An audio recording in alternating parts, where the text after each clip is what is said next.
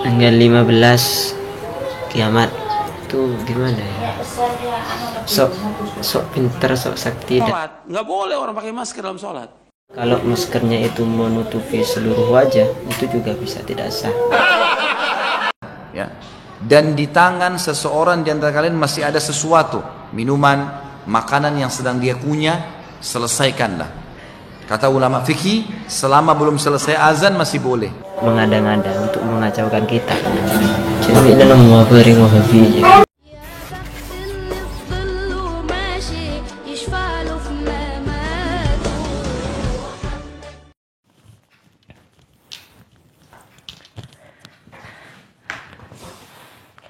Assalamualaikum warahmatullahi wabarakatuh.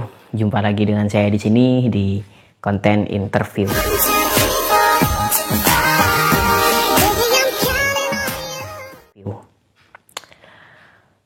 Kali ini saya akan menghubungi sahabat saya. Beliau pernah sekelas sama saya dan bahkan menjadi ketua kelas. Bedanya dengan saya itu hanya dia sekarang sudah datang dari tempat tugasnya, saya nggak tugas. Langsung saja kita akan menghubungi beliau, yaitu Muhammad Ihsan dari Sampang. Cekidot.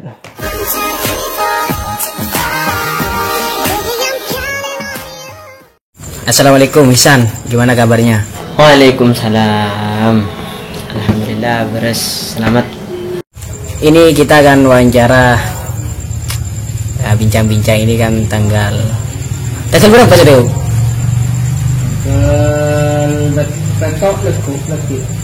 Tanggal betok.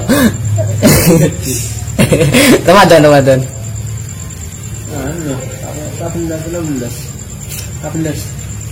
14 ya Dew? 14. Ini kan tanggal 14. Ada isu-isu tentang katanya besoknya lagi kan tanggal 15 itu kiamat karena bertepatan dengan hari Jumat. Pandangan sesepuh dari sampean itu bagaimana? Kejimat nyalu tedung ya. Sampai lupa ya ketangkel. Biasanya banyak tedung. Sekedar saran, sebaiknya kalimat sesepuh itu jangan disematkan pada saya. Tak patut. Kenapa ya dilengari? Cik udah deh. Tanggal 15 kiamat Ramadan tahun ini karena bertepatan hari Jumat. Gimana ya?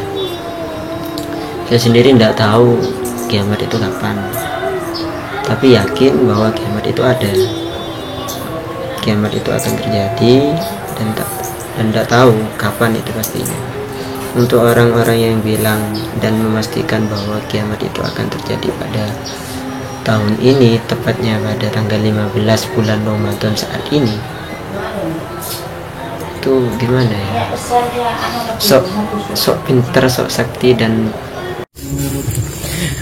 oh iya nih, ada beberapa video tentang tentunya dari ulama-ulama Wahabi.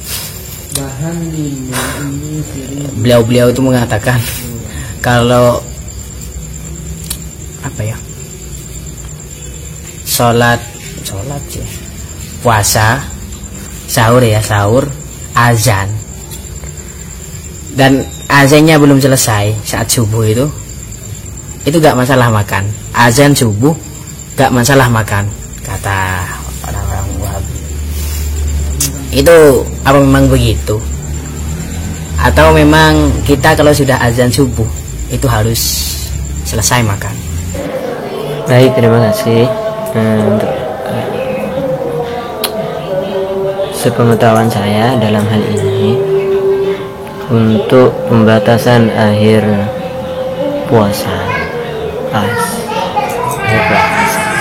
akhir makan sahur di bulan puasa ini sebenarnya tidak ditandai dengan adzan, tidak ditentukan oleh adzan, baik awal adzan ataupun akhir adzan, melainkan dibatasi dengan terbitnya fajar shadiq. Dalam artian ketika sudah fajar shadiq terbit, maka otomatis kita tidak diperbolehkan lagi untuk makan karena sudah masuk pada waktu puasa.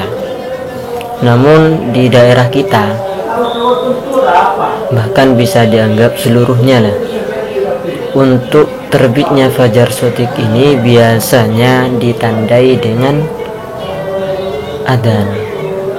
Biasanya seperti itu. Jadi fajar shadiq muncul, fajar shadiq terbit, adzan di masjid-masjid itu dikumandangkan.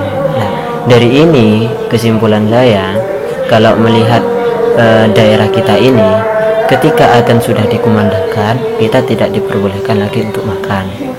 Dan untuk yang mengatakan bahwasanya ketika adzan itu masih diperbolehkan untuk makan, mungkin saja husnudzon saya di daerah tersebut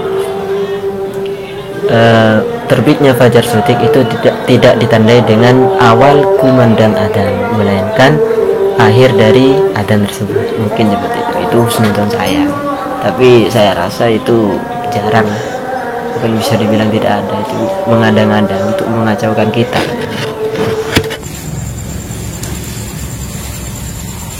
Juga ini ada dari ulama Wahabi juga sih. Kau yang bahas Wahabi ya?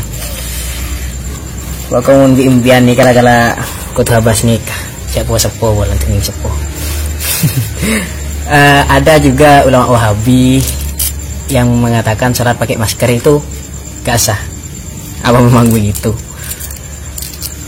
Apa soalnya entah kenapa kok bisa berpikiran semacam itu. Tapi gimana kalau kata sampean orang sholat pakai masker? Lanjut tentang ke Wahabi, masalah Wahabi itu.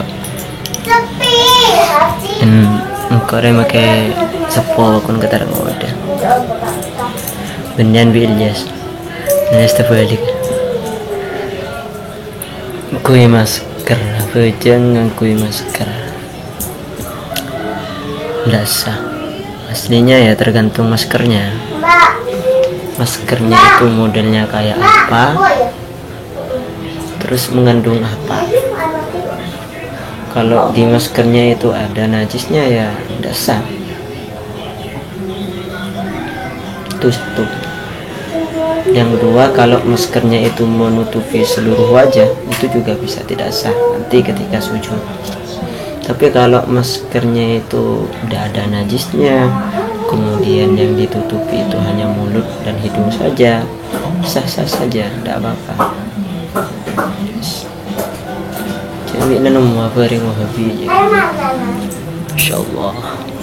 Oh ya, ini yang terakhir mengenai pesan-pesan jenengan selaku sesepuh. Saya kan pernah jadi ketua kelas saya. Mengenai cara memanage waktu yang baik saat khususnya bagi santri ya, kan sekarang nggak bisa ngapa-ngapain, di rumah saja, dan lagi di daerah Jawa. Kalau di Madura kan agak sedikit longgar, tapi kalau di luar kan agak ketat. Mungkin biar waktu mereka lebih digunakan ke hal-hal yang bermanfaat, itu bagaimana caranya? Dan sebenarnya yang terbaik dilakukan oleh para santri itu apa? Wiraka jadi abah sepo aja tahun datang jubaan tangga kak kelas mat, otomatis lebih sepo dari kau. Untuk liburan kali ini, liburan Ramadan kali ini, kalau saya pribadi itu lebih banyak tidur, menyantai dulu. Ya beri bentar guling dan semacam.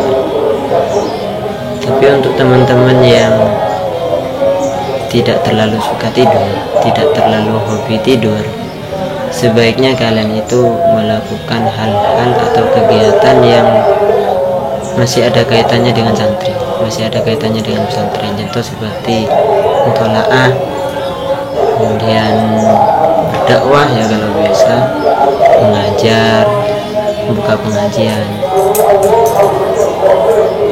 itu sebaiknya yang harus dilakukan. Tapi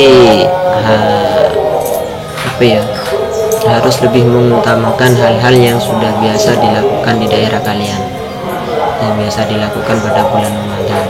Contohnya seperti sholat tarawih, tadarus, dan yang lain. Intinya hal yang harus dilakukan ketika sedang liburan, khususnya liburan Ramadan karena waktunya cukup panjang,